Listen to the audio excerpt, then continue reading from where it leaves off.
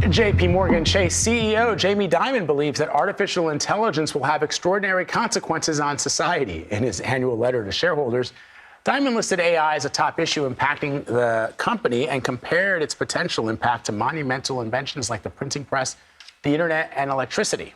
For more on all this, we're joined by Mary Purk. She is the executive director of AI at Wharton School at the University of Pennsylvania. Thanks so much for being with us, Mary.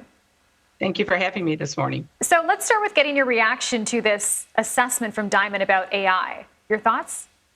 Well, first and foremost, Jamie isn't the first person to make this assessment, although he might be the largest voice in the financial sector to say that. And so when Jamie says that, I think many more people are now paying attention to how big, to the extent of how big this impact is. And it's true, it will be as large as of an impact as electricity, the printing press, steam engine. So it is going to change the world as we know it. Yeah, I sort of share when I saw this statement, I just thought, well, there's nothing revolutionary. Jamie Dimon's a brilliant banker, and he's a very powerful one, but there's nothing revolutionary about saying that AI is going to be revolutionary. I guess the question becomes, for those who can't imagine how AI will impact business and how AI will impact corporate America, that's a little bit of a foggier area for most people to imagine. So how would AI play a role, let's say 10 years down the line, in the banking and the finance sector? Well, if I could just comment, I think it was important that Jamie Dimon did say that because he has a loud voice. And so when we have our business leaders or leaders around the world suggesting how large of a change this is going to be, everyone realizes that it's here and it's happening. And I don't think you have to look 10 years down the line. And that's why I think Jamie put it in, Mr. Dimon put it in his shareholder letter. It's here, it's now, and here's exactly how we are going to work with it into our portfolio of companies and what we're going to be doing with it. I think if you look closely at what he said, he split it out into several areas. The first one he mentioned was around people. And it is going to affect our human capital the most. He talked about redeployment and reskilling, which is really important at this point. All companies should be looking at that, looking at their people, their human capital, how that's going to affect them.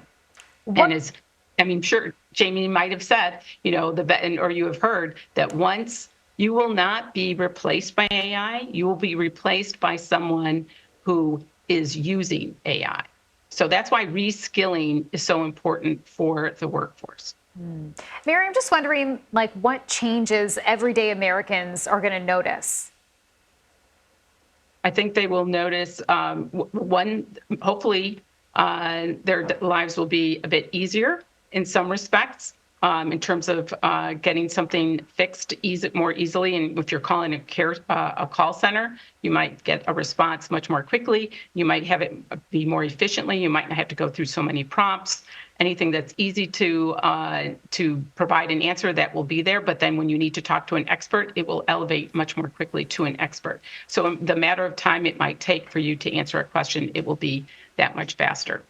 It's interesting. This predated even my childhood, but in the 1950s, there was a concerted push by the federal government to introduce math and science and push that at a greater level in schools to prepare children, young people, for the atomic age and the eventual digital age. The question, of course, is this is all well and good, but are we prepared as a country for what is to be when it comes to AI and how people are prepared for these jobs? The idea that you're not being replaced by AI, you're replaced by someone who works with AI. There are still people struggling to understand how coding works, and now we're talking about something that is light years ahead of that. Well, you know what? In terms of the future of educating people, I think we still need to go back to making sure in school, students are encouraged to be curious, discovery, how to ask a question, how to frame a question, what's the problem that needs to be solved. And that's how we're going to continue to advance. Because the AI is making things better and easier in terms of coding. We are all going to be essentially data scientists, because AI might be able to convert something like Excel as easy as Excel. That's what AI would be to us in terms of solving a problem and such.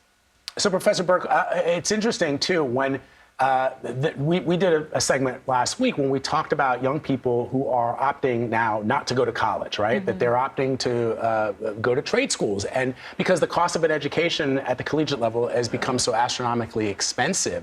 But it sounds like, and I could be wrong, I don't know, way out of college, but are these skills that will be taught at universities or are we in danger? I guess, again, the question is, are we in danger of sort of getting lapped by this coming technology?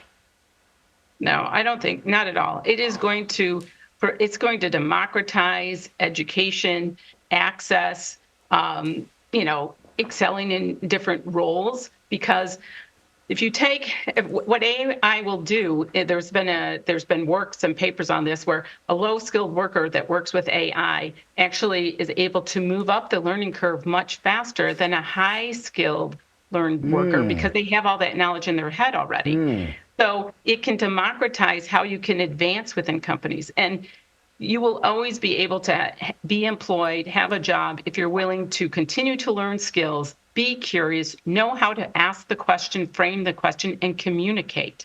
So important to be able to communicate, listen, and also I think be empathetic to others. All those things will be very, very important in going forward and using AI to help us advance more with our economy. Some great insight there. Mary Purk, thank you. Thank you.